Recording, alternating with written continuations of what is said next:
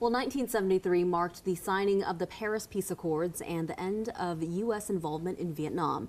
Up until that time, it was America's longest war. And it was also its most divisive, but for the many who served in Vietnam, the war never really ended. Vietnam vets struggled more than those from previous conflicts, largely because they had fought in a very unpopular war. So we owe them and other vets for undying gratitude. As we look back at 50 years of KEZI 9 News, a story that was inspired by the year 1973 and the many Veterans Days that have happened since.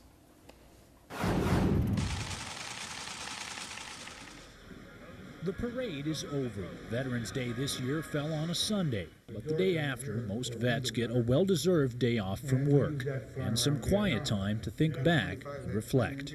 I like seeing the old faces and rehashing old times. Everybody sits around and tells lies and the old, you remember when? There is, of course, much to remember. It's the USS Midway, CVA 41, right there. Tim McGuire, a Vietnam vet, thinks about those who fought next to him. I have a lot of guys that didn't come home from Vietnam, a lot of friends, a lot that did, a lot that came home crippled. But this year, images of the past blend with those of a new conflict, a new war in the Middle East, U.S. troops sent into harm's way, and veterans who served in other foreign wars are the first to thank those serving now. They are true heroes.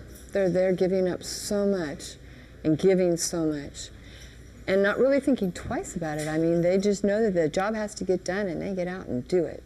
But this is one of my bunkers there. These vets have done it themselves in Vietnam, Korea, and World War II, and they're fully behind the effort in Afghanistan. Because if we don't stop it now, I mean, it's going to just be another World Trade Center somewhere else.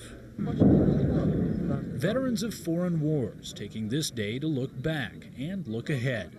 Proud of their country, proud of what they've done, and proud of what today's soldiers are doing still. Hang in there, baby.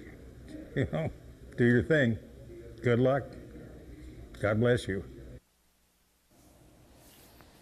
And though the Vietnam War ended in 1973, there were still about 7,000 Americans stationed in Saigon. And when that city fell to the North Vietnamese in April 1975, President Ford ordered their evacuation by helicopter. The prearranged signal for the evacuation was the holiday classic, White Christmas.